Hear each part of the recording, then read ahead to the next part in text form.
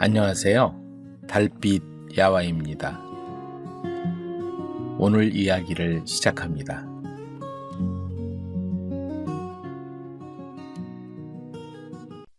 노 부부를 도운 낯선 총각의 정체. 아주 오랜 옛날 지리산 깊은 산골에 솔밭골이라는 작은 마을이 있었다. 마을 입구에는 1000년이 넘게 자란 커다란 느티나무가 우뚝 서 있었는데 마을 사람들은 이 나무를 할아버지 나무라고 불렀다. 나무가 워낙 크고 오래되어 마을 사람들에게는 마치 수호신과 같은 존재였다. 그 마을에는 인자하고 자애로운 김노인과 그의 아내가 살고 있었다. 두 사람은 평생 서로를 아끼며 이웃을 돌보고 마을 사람들을 따뜻하게 챙기며 지냈다. 그러던 어느 해의 겨울, 유난히 혹독한 추위가 마을을 덮쳤다. 어우, 이런 매서운 추위는 태어나서 처음 겪어보는구먼. 하늘에서는 하루가 멀다시피 눈이 내렸고 곧 마을 전체가 두꺼운 눈으로 뒤덮였다. 그러나 더 큰 문제는 따로 있었다. 마을 사람들의 땔감이 모두 떨어져 버린 것이었다. 이대로라면 사람들은 추위를 견디지 못하고 얼어 죽을 판이었다. 다급해진 마을 사람들이 급히 모여들었다. 어르신들, 큰일입니다. 이렇게 추운데 땔감마저 떨어졌으니 정말 위험합니다. 그때 한 젊은이가 나서서 의견을 냈다. 마을 입구에 있는 느티나무를 베어야겠습니다. 그 나무 하나면 온 마을이 충분히 겨울을 날 수 있을 겁니다. 사람들이 웅성거렸다. 할아버지 나무를 베겠다고? 그게 방법이긴 하지만... 그런데 1000년 넘은 나무를 함부로 베어도 될까? 지금 상황이 얼마나 위급한데 나무 한 그루가 뭐 그리 아깝습니까? 의견이 분분했으나 결국 젊은이들은 도끼와 톱을 들고 느티나무가 서 있는 마을 입구로 향했다. 그때 김노인이 급히 젊은이들 앞을 가로막고 나섰다. 안 되네. 그 나무만은 절대 베어선 안 되네. 김노인의 목소리에는 절박함과 간절함이 가득 배어 있었다. 어르신, 지금 상황을 잘 아시잖아요. 사람이 우선 아닙니까? 그래도 안 된다네. 이 나무는 1000년 동안 우리 마을을 지켜온 수호신이야. 이 나무를 베어버리면 반드시 큰 재앙이 닥칠 걸세. 김노인의 눈빛에는 흔들리지 않는 확신이 있었다. 어릴 적 할아버지에게 들었던 이야기가 생생하게 떠올랐다. 저 나무를 함부로 건드렸다가는 반드시 마을에 큰 화가 닥칠 것이다. 하지만 젊은이들은 위급한 상황에 마음이 조급했고 의견을 바꿀 기미가 보이지 않았다. 김노인은 결국 단호한 결심을 했다. 차라리 우리 집 행랑채를 헐어가게, 그것으로 이 겨울을 넘기게. 이를 듣고 있던 순금 할머니가 놀라 허둥지둥 뛰쳐나왔다. 영감, 지금 무슨 소리를 하는 거예요? 행랑채 없이 농기구는 어디 보관하고 추수한 곡식은 어디 저장한단 말이에요? 괜찮소. 우리 둘이야 어떻게든 살아갈 수 있지 않겠소. 하지만 저 나무만은 절대로 건드려서는 안 돼요. 김노인의 눈에는 확고한 신념이 있었다. 마을 사람들은 결국 느티나무 대신 노 부부의 행랑채를 해체해 갔다. 어르신, 덕분에 이 겨울을 버틸 수 있게 되었습니다.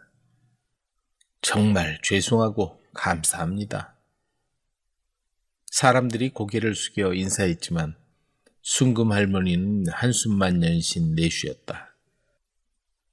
그렇게 혹독한 겨울이 지나가고 이듬해 봄이 찾아왔다.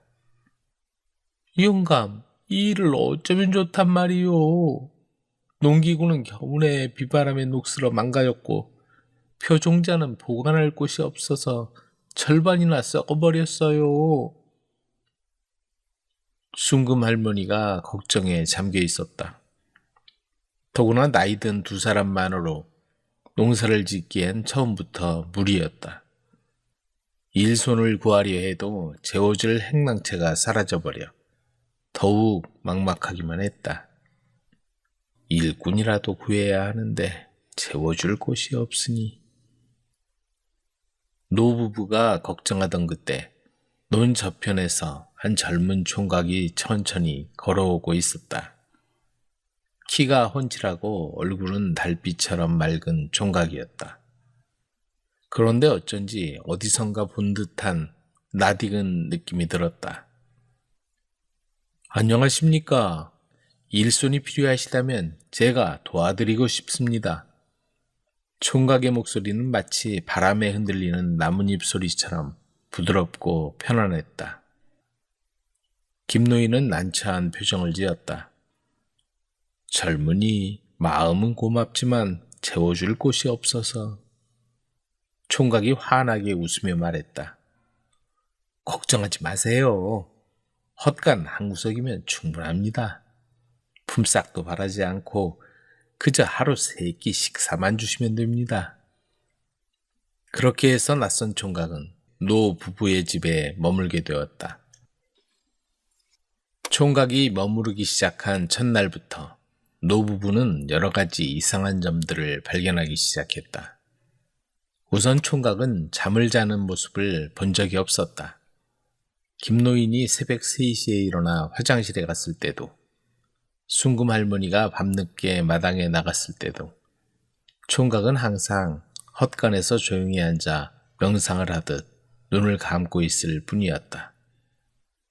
그런데도 다음날 아침이면 언제나 활기찬 모습으로 일을 시작했다. 총각, 밤에 잠은 잘 잤나? 김노인이 물으면 총각은 그저 미소만 지을 뿐이었다. 식사 시간도 마찬가지로 신기했다. 총각은 밥을 한 숟가락, 많아봐야 2숟가락 정도만 먹었다. 그런데도 하루 종일 일을 해도 지치는 기색이 전혀 없었다. 영감, 저 총각 정말 이상해요. 저렇게 조금 먹고도 어떻게 저런 힘이 나올까요? 순금 할머니가 김노인에게 속삭였다. 더욱 놀라운 것은 총각의 손길이었다. 그가 만진 농기구들은 녹이 말끔히 사라지고 새 것처럼 번쩍였다. 썩어가던 벼 종자도 총각이 한번 손으로 어루만지면 다시 생기를 되찾았다. 시든 채소들도 총각이 물을 주면 하룻밤새 파릇파릇하게 살아났다. 총각이 머무는 동안 집안 분위기도 완전히 달라졌다. 평소 관절염으로 고생하던 순금 할머니의 무릎 아픈 것이 언제부터인가 사라졌고, 밤마다 기침으로 잠을 못 이루던 김노인도 총각이 온 이후로는 꿀잠을 잤다. 마을 사람들도 노 부부 집에 오면 기분이 좋아진다고 했다. 어르신 댁에 오니까 마음이 참 편안해지네요. 무슨 좋은 향이 나는 것 같기도 하고. 특히 마음이 우울하거나 걱정이 많은 사람들이 총각 곁에 가면 신기하게도 얼굴이 밝아졌다. 시집살이가 힘들어 늘 눈물을 글썽이던 옆집 며느리도 총각과 이야기를 나눈 후에는 환한 웃음을 되찾았다. 심지어 집안에 기르던 닭들도 총각이 있을 때는 더 많은 알을 낳았다. 어느 날 마을에 소가 병에 걸려 다 죽어가고 있었다. 그 소식을 들은 총각이 그 소의 이마를 쓰다듬어 주자 소가 기적적으로 회복되었다. 저 총각 도대체 뭐하는 사람일까? 마을 사람들은 수군거렸지만 총각의 선한 마음과 따뜻한 행동에 모두가 그를 좋아하게 되었다. 밤이 되면 총각은 종종 느티나무 아래에서 긴 시간을 보냈다. 노부부가 몰래 지켜보면 총각이 나무와 무언가 대화를 나누는 듯한 모습을 볼 수 있었다. 그럴 때마다 느티나무의 잎사귀들이 바람도 없는데 부드럽게 흔들렸다. 영감, 혹시 저 총각이? 나도 그런 생각이 드네. 하지만 확실하지 않으니 좀 더 조용히 지켜보자고. 노부부는 점점 총각의 정체에 대해 의심을 품기 시작했다. 그의 선량함과 도움에 감사할 뿐이었다. 총각이 누구든 그들에게는 하늘이 보내준 귀한 선물 같은 존재였다. 총각은 항상 부지런히 움직였다. 그러나 이상하게도 총각의 행동에는 이해되지 않는 점이 있었다. 총각, 왜 하필 그 습한 곳에 눈을 만들려는 건가? 김노인이 의아해하며 물었다. 총각이 고른 곳은 마을 사람들이 하나같이 피하는 물이 흥건한 저지대였다. 그 땅은 아무도 손대지 않은 버려진 넓은 땅이었다. 거기는 땅이 너무 습해서 농사가 어렵다네. 이웃들까지 나서서 말렸지만 총각은 굳은 결심을 바꾸지 않았다. 결국 총각은 뜻대로 그 저지대에 논을 만들었다. 젊은 친구, 농사가 처음이지? 그런 땅에 농사 지으면 반드시 망한다니까. 우리 말을 들어야 해. 우리가 몇십 년 동안 농사 지은 경험이 괜한 게 아니야. 자네 헛고생만 하는구먼. 이웃들이 혀를 차며 염려했지만 노부부는 조용히 총각의 뜻을 존중하기로 했다. 지금까지 총각이 보여준 신기한 일들을 생각하면 분명 무언가 이유가 있을 것이라는 믿음이 있었다. 그런데 여름이 되자 마을에 극심한 가뭄이 닥쳐왔다. 하늘에서 비 한 방울 내리지 않는 날이 한 달 넘게 계속됐다. 논바닥은 갈라지고 벼들은 말라 비틀어지기 시작했다. 올해 농사는 다 틀렸구나. 연일 불볕 더위가 기승을 부렸고 결국 50일 넘도록 비가 내리지 않았다. 농부들은 우물에서 물을 퍼다 나르며 애썼지만 그마저도 턱없이 부족했다.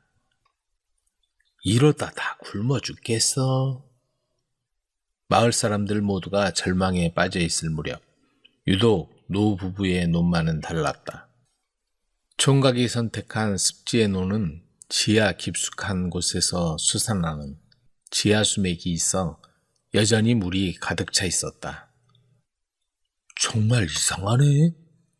다른 논들은 다 말라버렸는데 저기만 아직도 물이 넘치는구먼. 마을 사람들이 놀라워하는 가운데 노 부부의 배는 무성하게 자라났다. 추수 때가 되자 더 큰 기적이 일어났다. 평년보다 3배가 넘는 대풍작을 거둔 것이다. 이런 풍년은 생전 처음 보네. 어르신, 정말 축하드립니다. 이웃들이 모여들어 기뻐하며 축하했다. 그러나 노부부의 마음은 기쁨보다는 감사함으로 가득했다. 노부부는 넘치도록 수확한 쌀을 가뭄으로 어려움을 겪는 이웃들과 넉넉히 나누었다. 추수를 마치고 마을에 다시 평화가 찾아들었을 때 총각이 노부부에게 작별을 고했다. 저는 이제 떠나야 할 때가 되었습니다.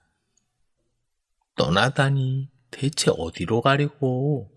여기서 우리와 계속 살면 안 되겠나? 순금 할머니가 아쉬운 마음에 붙잡으려 했다. 죄송합니다. 저는 제가 있어야 할 곳으로 돌아가야 합니다. 총각은 깊이 허리를 숙여 절을 올렸다. 작년 겨울 제게 베풀어 주신 은혜를 갚을 수 있어서 정말 행복했습니다.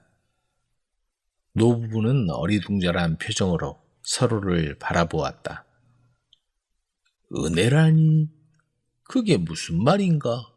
우리가 언제? 김노인이 되묻자 총각의 눈에 따뜻한 미소가 떠올랐다. 총각은 말없이 다시 한번 고개를 깊이 숙인 후 천천히 마을 입구의 느티나무 쪽으로 걸어갔다. 궁금증을 참지 못한 노부부와 마을 사람들이 총각을 따라갔지만 느티나무 앞에 이르자 총각은 흔적도 없이 사라져버렸다. 그 순간 바람결에 희미한 목소리가 들려왔다. 천년 동안 이 마을을 지켜온 제게 진정한 믿음을 보여주신 어르신, 정말 감사드립니다. 김노인은 비로소 깨달았다.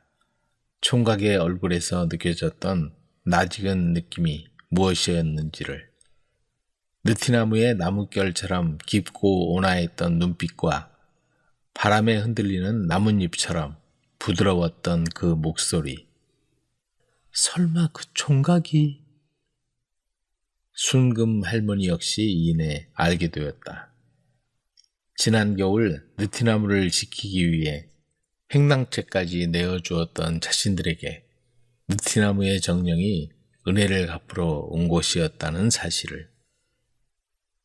바람이 불어오자 느티나무의 가지들이 부드럽게 흔들리며 마치 고맙습니다 라고 인사하는 듯 했다. 그날 이후 솔밭골 마을에는 놀랍고도 아름다운 변화가 찾아왔다. 노부부의 농사는 해마다 풍년을 이루었고 김노인과 마을 사람들은 더 이상 가뭄이나 홍수 같은 자연재해로 고통받지 않았다. 마을 입구에 서 있는 느티나무는 더욱 푸르고 울창하게 자라 마을을 든든히 지켜주었다. 이후 마을 사람들은 느티나무를 더욱 정성껏 보살폈다. 나무 주변을 깨끗이 정리하고 매일 물을 주며 감사의 마음을 표했다. 그리고 바람이 불 때마다 나무가지들이 살랑이며 흔들리면 사람들은 여전히 총각 정령이 그곳에서 마을을 지키고 있다고 믿었다. 오랜 세월이 흐른 지금도 마을 입구의 느티나무는 우거져 마을을 보호하고 있다고 한다. 마을 사람들은 그 나무를 볼 때마다 자연과의 조화를 소중히 여기고 그 가치를 마음속에 깊이 되새기곤 했다. 첫사랑을 찾아간 여인. 잠이 오지 않는 가을밤, 달빛이 문틈으로 환하게 스며들었다. 미령은 울고 싶은 마음을 억지로 참으면서 오늘도 허전함과 욕망으로 뒤척이다가 자리에서 몸을 일으켰다. 그리고 거울에 자기 모습을 비추어 보았다. 오늘따라 달은 왜 이리도 밝은지. 미령은 시집 온 지 한 달도 못 되어 혼자 몸이 되었다. 양반 가문 법도에 따라 이제 검은 머리 팥뿌리가 되도록 긴 밤을 이렇게 견뎌야만 하는 것이다. 그것이 양반이 지킬 도리였다. 넌 사나 죽으나 박씨 가문 사람이다. 행여 우리 집안에 먹칠하는 일은 없어야 한다.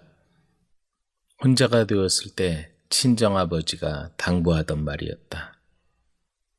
그렇게 혼자 되어 살아온 지 어느덧 한 해가 지났다. 미령의 나이 21, 한창 물이 오를 대로 오른 나이다. 그래서 밤마다 이렇게 잠 못 들고 긴 밤을 씨름하는 것이다. 언젠가 친정에 들렀을 때 사랑방에서 들리던 말이 생각났다. 정남 김서진이 혼자가 되었다더군. 그래? 젊은 나이에 정말 안 됐어. 서진은 어려서부터 알고 지내던 오라버니 친구였다. 두 사람은 서로를 사모했지만 집안끼리 정쟁이 휘말리면서부터 멀어지게 되었고, 미령은 서진의 혼인 소식에 얼마나 가슴 아파했는지 모른다. 그 바람에 정혼해 준 곳으로 곧바로 시집을 와버리고 말았다. 이제 서진 오라버니도 나도 혼자 몸이 되었구나. 미령은 서진과 같이 있는 상상을 하다가 고개를 흔들었다. 무슨 생각을 하는 거야? 말도 안 돼. 미령은 자리에 드러누워 얼굴에까지 이불을 뒤집었었다. 밤마다 슬픔은 눈물이 되어 베개를 촉촉이 적시었다. 그런데 며칠 후 이상한 소문이 들렸다. 서진이 낙향한다는 얘기였다. 서진 오라버니를 한번 만나야겠어. 미령은 은밀하게 서진을 찾아갔다. 벼슬을 버리고 낙향하신다니 그게 사실인가요? 임금께선 정사의 뜻이 없으시고 신하들은 허영과 부패에 가득 차 백성들의 고통을 외면하고 있으니 그곳에 무슨 미련이 있겠느냐. 뜻이 맞는 이들과 낙향해서 후진을 양성하기로 마음먹었구나. 미령은 한참 후 결심한 듯 말을 꺼냈다. 오라버니, 아직 저를 생각하는 마음이 변치 않았다면 저도 같이 가겠어요.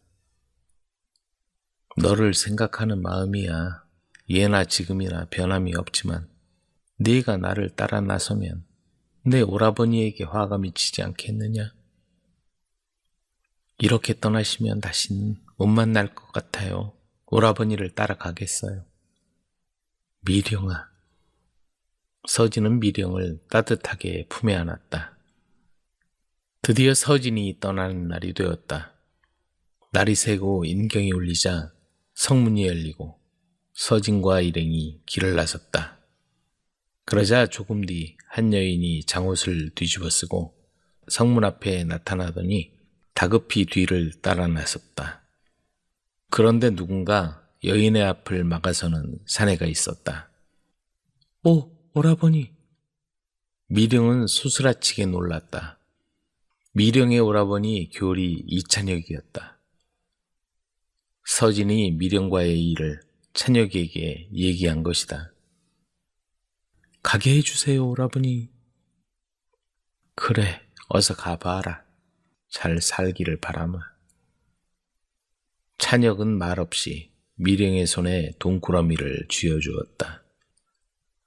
미령은 눈물을 흘리며 뒤돌아서 성문을 빠져나갔다.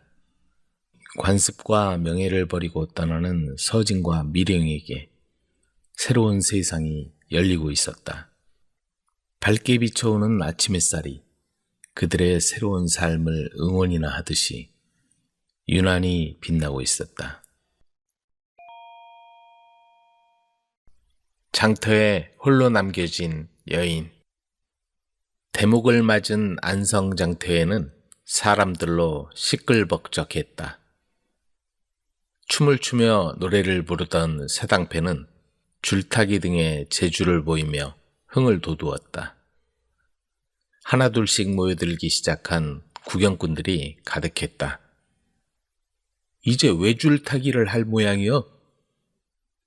풍물놀이가 끝나자 외줄 위에 전립을 쓰고 부채를 손에 든 사내가 올라서더니 아슬아슬 외줄을 탔다.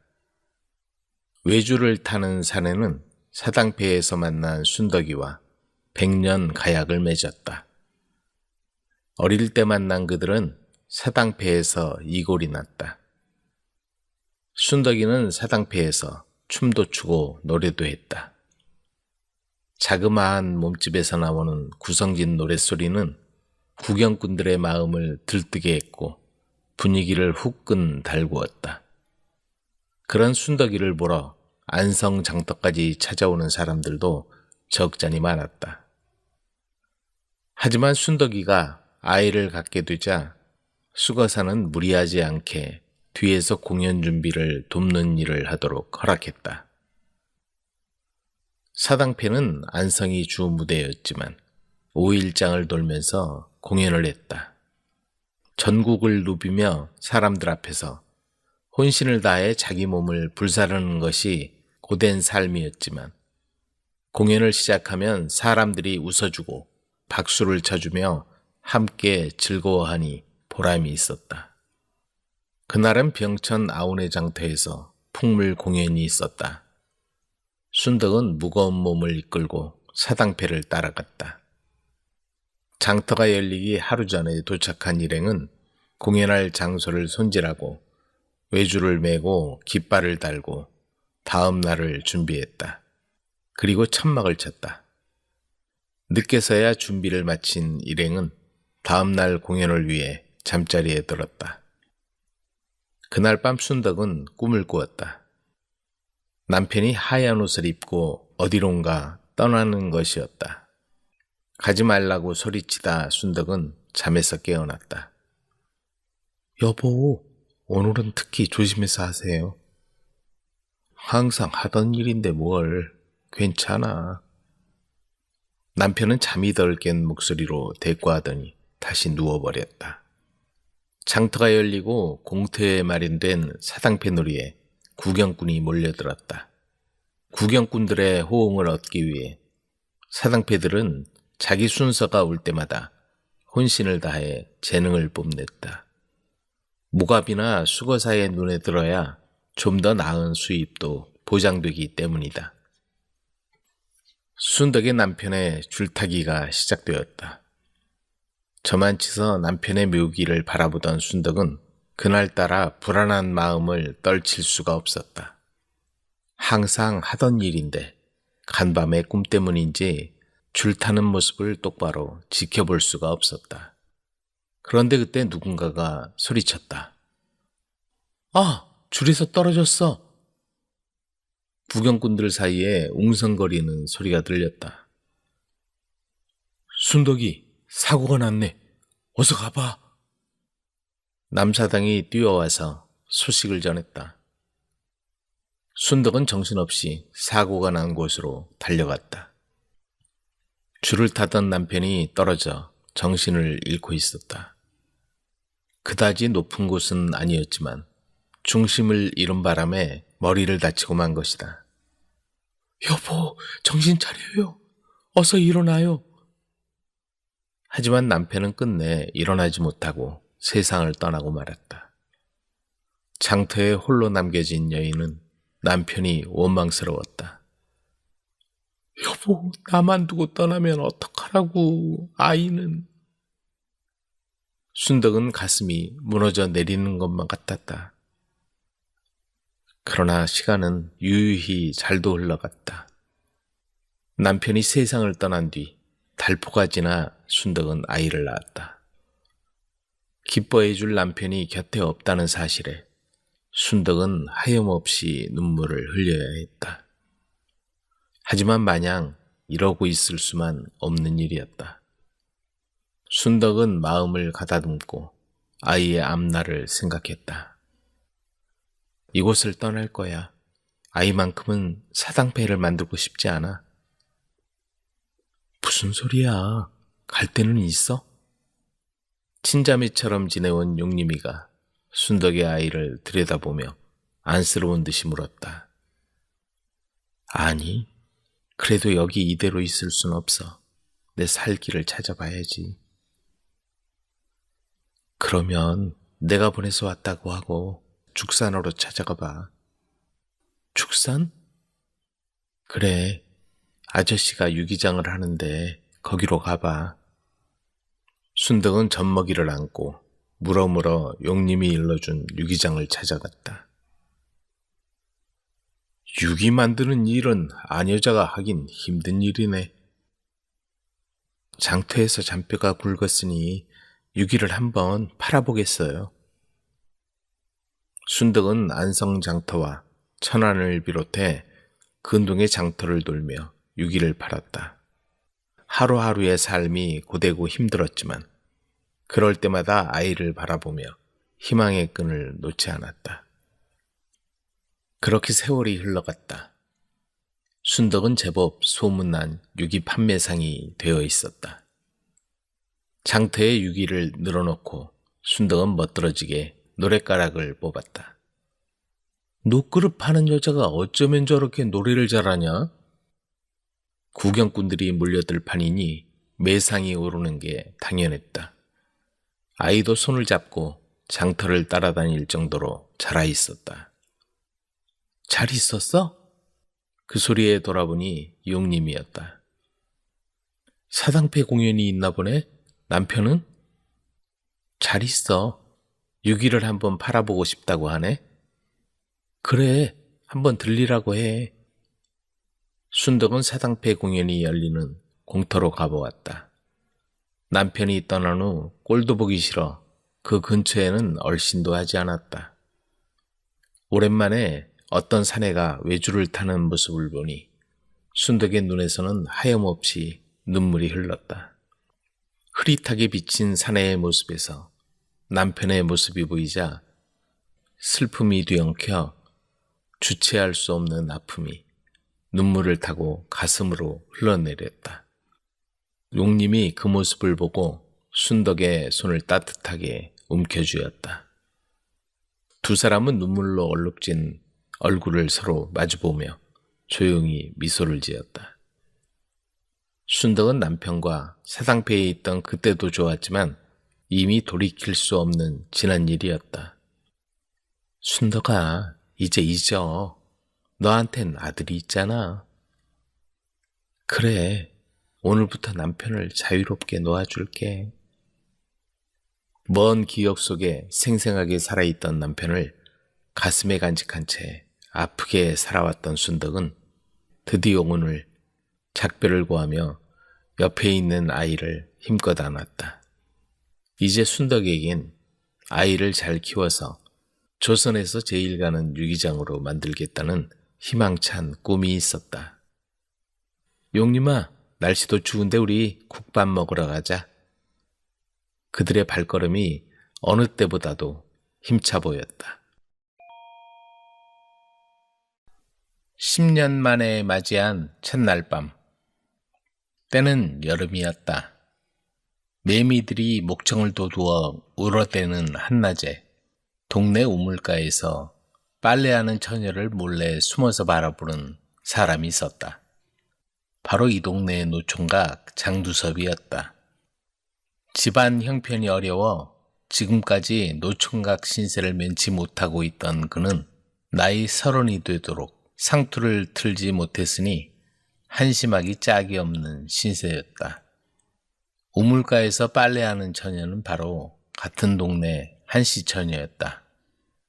예쁘장한 미모에 얌전하고 나무랄 것 없었으나 그녀 역시도 혼수 마련할 형편이 못되어 시집갈 시기를 놓쳐가고 있었다. 한씨처녀를 물끄러미 바라보던 두섭은 무슨 결심이라도 한 듯이 그 자리를 떠나 황급히 집으로 향했다. 마침 형수가 토방에 앉아 나무를 다듬고 있었다. 형수님! 두섭은 살인문을 열고 들어서기가 무섭게 형수를 불렀다. 형수는 인기척에 놀라 멈칫하다가 시동생을 보고 빙그레 웃었다. 무슨 일 있어요, 도련님? 저 형님 의관 좀 내주세요. 형님 의관은 왜요? 어디다 쓰려고요? 글쎄 좀 내주세요. 갈 데가 있어서요. 형수는 방으로 들어가 한 벌밖에 없는 낡은 의관을 내왔다. 두섭은 얼른 형의 의관으로 갈아입었다. 어디 가려고 그러느냐? 형이 자기 의관을 입고 밖으로 나가려는 동생을 불러세웠다. 저도 장가 좀 가려고요. 이렇게 있다가는 평생 총각 신세도 못 면할 것 같아서요. 그래도 그렇지. 나한테 얘기도 없이 간다는 말이냐? 형이 서운해하며 다그치자 두섭은 쑥스러운 듯이 말했다. 한씨 처녀 집에 가서 혼인 허락을 받으려고요. 그 색시라면 저도 알아요. 관연한 처녀인데 살림이 공색해서 시집 보낼 엄두도 못 낸다고 하더라고요. 도리님이 좋다고 하시니 성사가 잘 되었으면 좋겠는데. 형수는 남편의 얼굴을 바라보며 눈치를 살폈다. 우리 형편이 이렇다고 해도 그런 평민의 집과 사돈을 맺어 가문을 욕되게 할 셈이냐? 형은 이런지하에 반대를 하고 나섰다. 형님, 이 나이가 되도록 장가도 못 가고 있는데 양반 채통이 뭐가 그리 중합니까? 뭐? 그리고 우리 형편도 어려운데 하필이면 그리 궁색한 집안과 사돈을 맺으려 한단 말이냐? 그렇지 않으면 누가 저한테 시집을 온단 말입니까? 모르겠다. 내 마음대로 하거라. 알았어요. 제 일은 제가 알아서 할래요. 두섭은 버럭 소리를 지르고 그 길로 한씨 집을 찾아갔다. 우리 집에 어쩐 일이신지요? 한씨가 의관까지 갖추고 찾아온 두섭을 보고 물었다. 긴히 드릴 말씀이 있어서 찾아왔습니다. 한씨는 분위기가 심상치 않다는 것을 눈치채고 두섭을 방 안으로 데리고 들어갔다. 방으로 들어간 두섭은 한씨가 자리에 앉자 넙죽 큰절을 했다. 대개 따님과 인연을 맺고자 합니다. 허락해 주십시오. 양반집 자제가 미천한 우리와 사돈을 맺는 것도 그렇지만 그 형편에 우리 아이를 데려가 굶겨 죽일 셈이요? 한씨는 처음엔 두섭을 사위로 받아들이기를 완강히 거절했다. 굶겨 죽이다니요. 사람은 다 자기 먹을 복은 타고나는 법입니다. 기어이 못 주시겠다면 동네방네 다니며 따님과 그렇고 그런 사이라고 소문이라도 내겠습니다. 아니 뭐요? 당장 나가! 끌어내시든가 마시든가 마음대로 하십시오. 한씨는 기가 막히고 말았다. 장가를 못 가서 안달이 났구먼. 네 생각은 어떠냐? 한씨는 아까부터 두 사람의 얘기를 들으며 구석에서 가만히 고개를 숙이고 앉아있던 딸에게 물었다. 다른 사람한테 시집을 가봐야 저희 처지에 미천한 남중님밖에 더 있겠어요? 차라리 이분에게 시집 가겠어요. 딸이 한참 만에 조용히 말했다. 어렵게 살아도 좋단 말이냐? 여기 있어도 어려운 건 마찬가지인걸요? 저분을 따라가겠어요. 한씨는 더는 반대하지 못했다. 딸 혼수도 마련해주지 못하는 처지에 차라리 같은 처지의 총각과 맺어주는 것도 나쁘지 않겠다는 생각도 들었다. 더구나 상대는 양반집 자제 아닌가. 알았다. 그러면 서로 날짜를 잡도록 하자. 그러자 두섭이 기다렸다는 듯이 말을 꺼냈다. 장인어른, 혼수도 마련하지 못하는데 날짜는 무슨 날짜입니까? 오늘 당장 냉수 떠놓고 혼례를 치르겠습니다. 오늘 당장? 그렇게 두섭과 한시처녀는 냉수를 떠놓고 가약을 맺었다. 그런데 혼례가 끝나자 두섭이 장인에게 말했다. 여기 머물면 살림이나 축내지 별거 있겠습니까? 오늘 바로 돌아가겠습니다. 이런 낫도깨비 같은 사람을 봤나? 알아서 하게. 장두섭은 의관을 차려입고 나간 바로 그날 저녁에 한씨 처녀를 데리고 집으로 돌아왔다.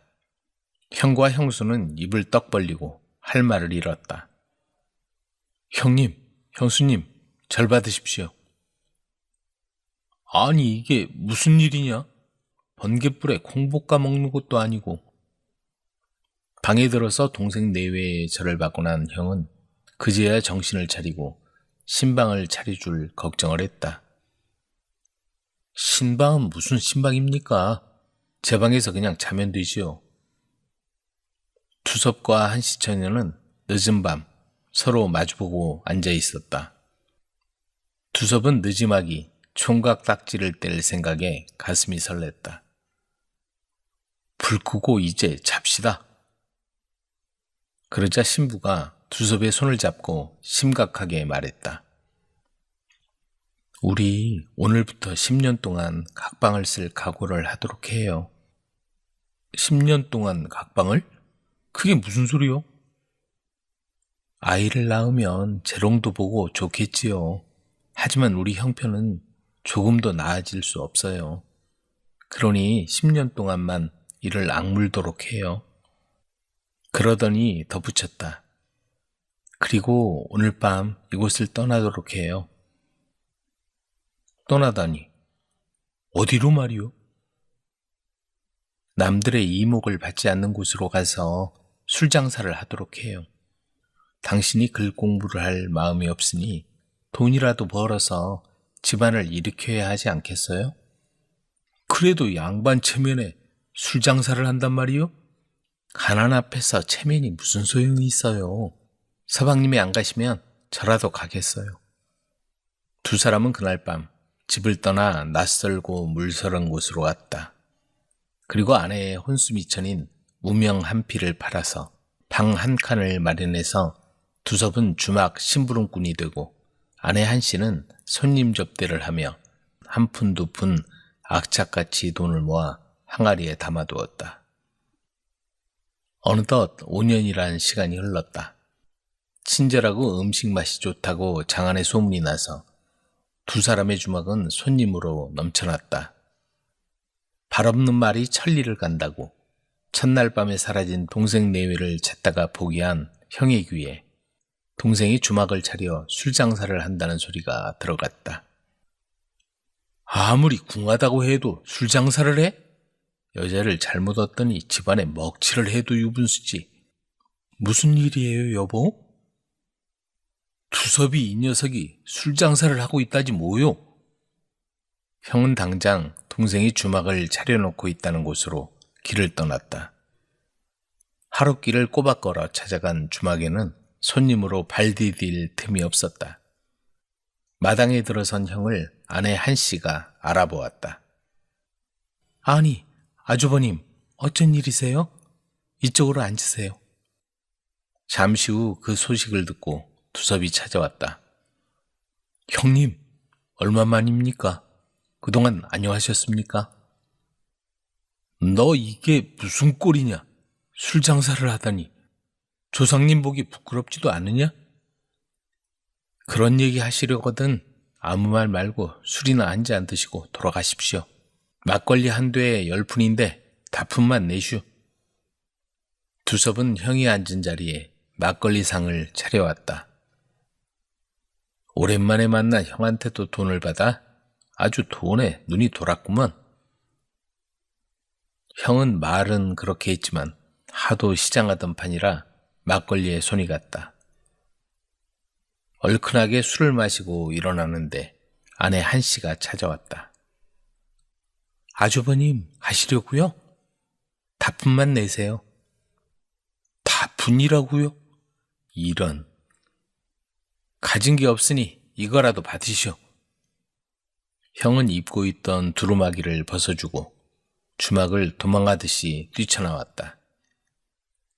이런 못된 것들, 이제 다신 만나지 않겠다. 그런 얘기를 내뱉고 돌아오는 길에 형은 돈이 없어 이런 수모를 당하는 게 양반 체면을 지키는 것인가 하는 생각을 했다. 또다시 5년 세월이 지났다. 어느 날 두섭이 외출을 나갔다 돌아와 보니 주막에 불이 꺼져 있었다. 왜 주막 문을 닫은 거요? 그러자 일하는 하녀가 나오더니 말했다. 마님께서 안채로 들어오라 하십니다. 두섭이 안으로 들어가니 안방에 은은한 등불이 켜 있었다. 들어오세요. 두섭이 방에 들어가니 아내가 곱게 화장을 하고 앉아 있었다. 무슨 일이요? 주막은 왜 문을 닫은 거요? 이제 주막은 하지 않을 거예요. 서방님과 약조했던 10년이 되었어요. 재산도 제법 모아서 그동안 고향 땅에 집과 논밭을 사두었습니다. 마음고생이 크셨을 형님께도 땅을 마련해 드렸고요. 두섭은 아내의 말에 감동했다. 그리고 오늘이 바로 10년 동안 미뤄둔 우리 첫날 밤이에요. 아내는 말을 마치고는 얼굴을 붉혔다. 두섭의 신혼방에 불이 꺼졌다. 두 사람은 10년 만에 맞이한 첫날 밤을 뜨겁게 보냈다. 그리고는 그동안의 모든 생활을 정리하고 형님이 기다리는 고향 땅을 향해 힘찬 발걸음을 내디뎠다. 바뀐 신부, 알고 보니 복덩이. 신부자는 근동에 소문난 만석군 부자였다. 마을에 들어서려면 그 집 땅을 밟지 않고는 들어설 수가 없을 정도였다. 신부자는 부인과의 사이에서 위로 3딸을 낳고는 마침내 귀한 아들을 낳았다. 막둥이 아들이 12살이 될 무렵 신부자는 어린 아들을 이웃마을 이진사의 외동딸과 혼인을 시켰다. 신랑이 아직 어리구먼? 사내구실이나 제대로 할런가 몰라? 혼례식에 모인 사람들 사이에 그런 얘기가 들렸지만 무사히 혼례를 치르고 마침내 신부가 시댁으로 들어오는 날이 되었다. 그런데 꽃가마를 타고 신부자 집에 도착한 신부가 가마에서 내리자 신부자와 식솔들은 깜짝 놀라고 말았다. 아니, 신부가 왜 이리 자그마한 거냐? 18살이라고 들었는데. 그때 신부를 본 신랑이 소리를 쳤다. 내 색시가 아니에요. 그게 무슨 소리냐? 다른 여자예요. 그러더니 목 놓아 울어대는 것이었다. 도대체 무슨 일이 있었던 건가? 오던 길로 돌아가 보자. 장이 열려 한창 사람들로 북새통인 한 주막에 혼인 행렬이 머물고 있었다. 일행과 교자를 맨 가마꾼들이 유기를 하려고 멈춘 것이다. 그런데 형편이 그리 넉넉지 못한 집안인 듯 가마의 장식이나 행렬의 규모가 초라하기 이를 데 없었다. 그런데 조금 있자니 따르는 일행이 많고 화려한 꽃장식을 한 혼인행렬이 주막에 들어섰다. 짐꾼과 몸종까지 따라와 한 무리의 사람들이 주막에 들이닥치자 모두 그 행렬에 눈길을 보냈다. 어느 때 군사지? 덕천고을 신부자 댁이라네? 하필이면 같은 날에 혼인행렬이 겹쳐 가마 2채가 주막 앞마당에 놓이게 된 것이다. 유기를 하고 나니 밖이 어둑어둑해지기 시작했다. 사람들이 북적거리고 여기저기서 떠드는 소리가 시끄럽게 들려왔다. 신부는 식혀놓은 국밥을 한술 뜨고는 재빨리 가마에 올라탔다. 밖은 어둠이 더 짙게 들이오고 있었다. 신부들은 그렇게 가마에 올라 밖을 내다보지도 못한 채 신행길에 오른 것이다. 주막에서 길이 갈린 혼인행렬은 그렇게 각각 나뉘어 길을 떠났다.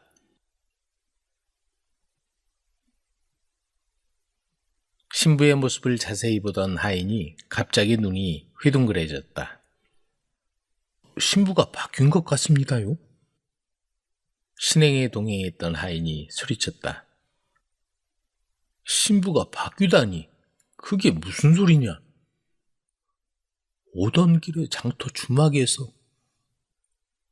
하인은 혼잡한 장터 주막에서 있었던 일을 신부자에게 자세히 고했다. 어떻게 그런 일이? 서둘러 가서 신부를 당장 바꿔 오너라. 어서! 신부자가 불호령을 내리자 하인들은 급히 바뀐 신부를 가마에 태우고 주막으로 달려갔다. 한편 바뀐 가마를 타고 간 이진사의 외동딸은 허름한 초가집에서 가마를 내렸다.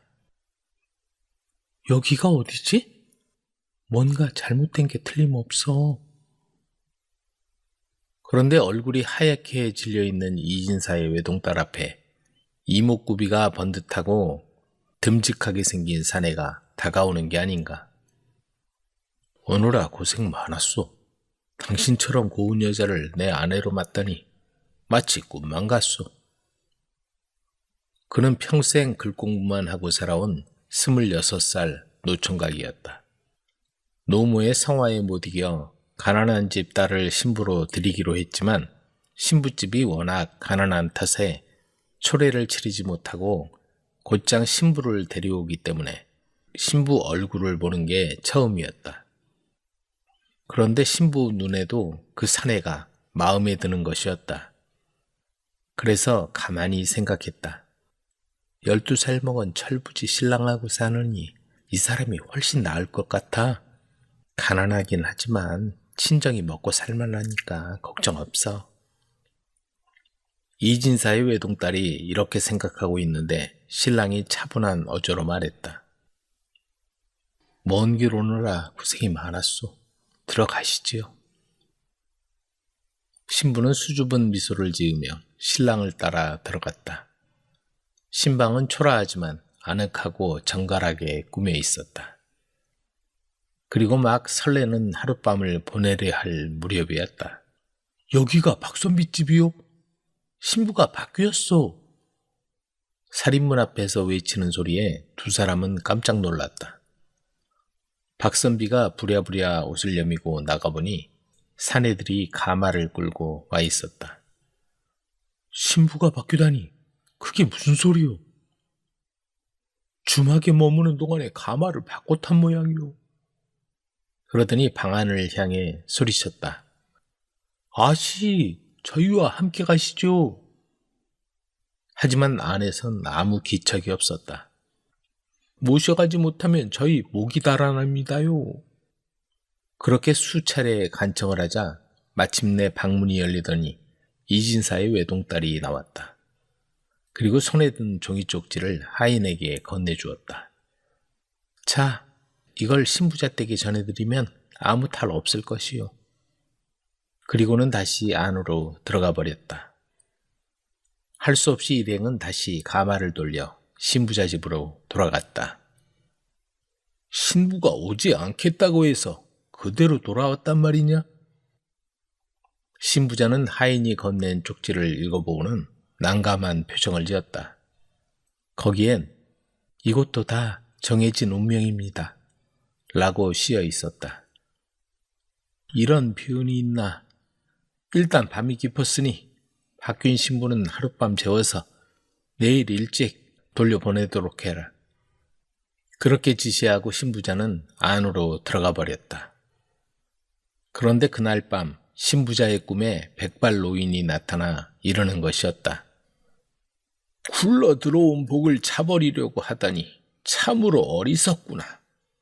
바뀐 신부는 지금은 그렇게 보여도 장차 집안을 크게 일으킬 복덩이니라.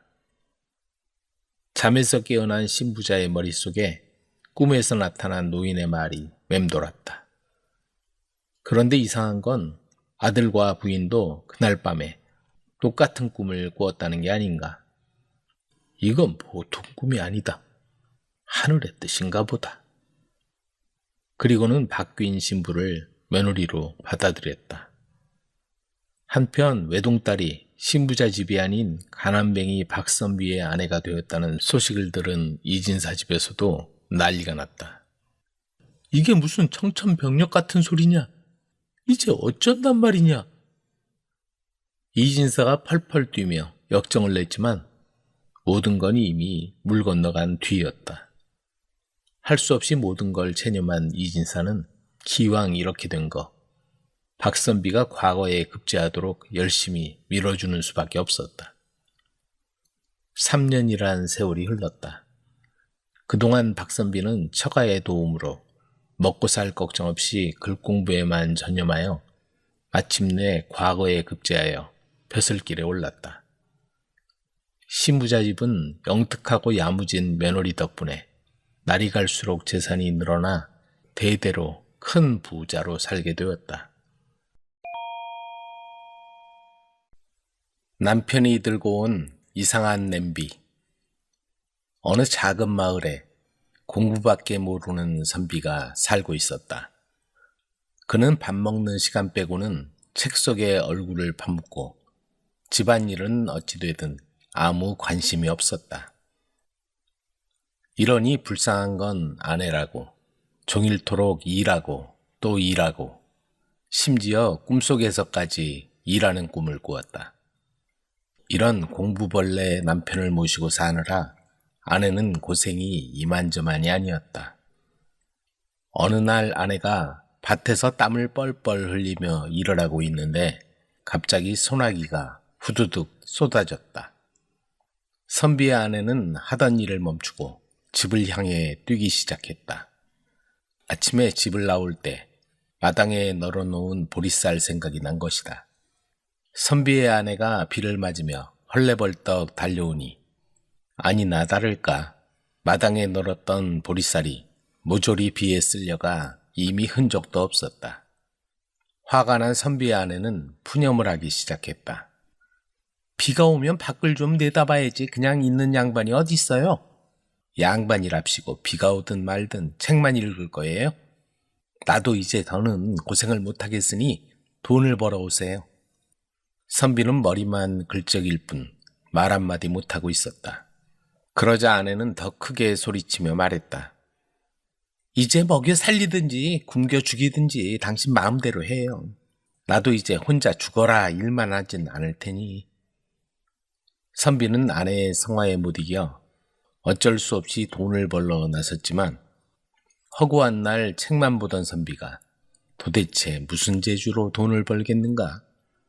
그는 그냥 무작정 걷고 또 걸었다. 선비는 정처 없이 길을 걸었다. 얼마나 갔을까? 커다란 연못이 나왔다. 선비는 물빛을 바라보며 그곳에서 잠시 쉴 요량으로 잔디밭으로 가다가 메마른 논바닥에 올챙이들이 옹기종기 모여 마치 살려달라는 듯이 꼼지락거리는 모습을 바라보았다. 저런, 저것도 생명인데 죽게 생겼구나. 올챙이를 가엾게 여긴 선비는 손바닥으로 떠서 모두 연못에 집어넣었다. 올챙이들은 고맙다는 듯이 꼬리를 치며 물속으로 들어갔다. 선비는 흐뭇한 마음으로 그곳을 떠나 정처 없이 길을 걸었다. 어디서 무엇을 해서 돈을 벌 수 있을까? 얼른 돈을 벌어 집으로 가서 다시 공부를 해야 할 텐데. 선비는 늘 이런 생각을 하며 이 마을 저 마을로 다녔지만 돈은커녕 그날 밥을 얻어먹기도 힘들었다. 봄에 왔던 제비들은 정든 땅으로 날아가고 기러기떼가 날아들기 시작했다. 그걸 보자 선비는 집이 그리워 견딜 수가 없었다. 그래서 돈을 벌지 못할 바에는 집으로 가서 아내의 일이나 도와주면서 틈틈이 공부를 해야겠다고 생각하기에 이르렀다. 선비는 그 길로 집을 향했다. 가을 해가 유난히도 짧았다. 선비가 집을 떠나올 때 들렀던 올챙이를 살려준 연못가에 오자 어느새 날이 저물었다. 달빛이 연못 위를 은은하게 비추어주고 이따금 옆에 있는 감나무에서는 낙엽이 한 잎, 두 잎 떨어져 연못 물을 흔들어 놓고 있었다. 선비는 온종일 걸어 다리도 아프고 피곤해서 옆에 있는 잔디밭에 주저앉았다. 달빛이 유난히 밝은 밤이었다. 이런 밤이면 물가에 앉아 쉬라도 한 수 지으며 서서히 물가를 거닐고 싶었다. 그러나 선비는 피곤해서 팔베개를 하고 누워 별을 바라보며 지금쯤 아내는 무엇을 하고 있을까 하는 생각에 잠겼다. 그때 선비는 이상한 기운을 느꼈다. 발밑에서 무엇인가 움직이고 있던 것이다. 선비는 벌떡 일어나 앉았다. 그러자 달빛 아래 개구리떼가 웬 작은 냄비를 질질 끌고 오는 게 아닌가. 선비가 이상한 일도 다 있다고 생각하려니까 개구리들이 엎드려 넙죽절을 하고는 물속으로 뛰어들어갔다. 그건 언젠가 살려준 올챙이들이 자라서 그 은혜를 갚기 위하여 가져온 것이었다. 선비는 이게 뭐지 하며 고개를 갸우뚱하며 그 냄비를 챙겨 집으로 돌아갔다. 집에 도착한 선비를 본 아내는 더 화가 났다. 헌 냄비 하나 달랑 들고 왔어요? 먹을 것도 없는데 이게 무슨 소용이에요? 선비는 피곤한 나머지 대꾸도 않고 벌러덩 들어눕더니 배가 고픈지 참다 못해 한마디 했다. 먹을 것 좀 줘. 쌀도 이제 한 줌밖에 남지 않았어요. 그것으로라도 밥을 해줘. 여태까지 무엇을 했기에 쌀 한 대 못 가져오고 겨우 헌 냄비 조각이에요. 쌀이 없는데 냄비로 뭐 할 거예요? 그런데 아내가 마지막 남은 쌀 한 줌으로 밥을 해보니 냄비에 밥이 한가득 찼다. 아내는 눈이 휘둥그레졌다. 여보, 이 냄비 이상해요. 쌀 한 줌이 이렇게 많아졌어요. 그뿐인가? 엽전 하나를 넣고 끓였더니 냄비 안에 엽전이 가득 찼다. 아내는 신이 나서 매일 엽전을 넣고 끓여서 부자가 되었다. 하지만 아내의 욕심은 끝이 없었다. 아내는 이렇게 돈이 나온다면 금덩이를 넣으면 더 큰 금덩이가 나오는 게 아닐까? 하고 생각했다. 그래서 이웃집에서 빌려온 금덩이를 냄비에 넣고 끓였다. 그러자 냄비가 뜨겁게 달아오르더니 펑 하고 터지고 말았다. 하지만 냄비가 사라진 후에도 선비는 여전히 공부에 열중했고 과거에 급제하여 높은 벼슬까지 올라갔다. 아내는 냄비 없이도 열심히 일하며 남편과 함께 행복하게 살았다. 마침내 두 사람은 진짜 보물은 이상한 냄비가 아니라 서로 아끼고 사랑하는 마음이라는 걸 깨닫게 되었다.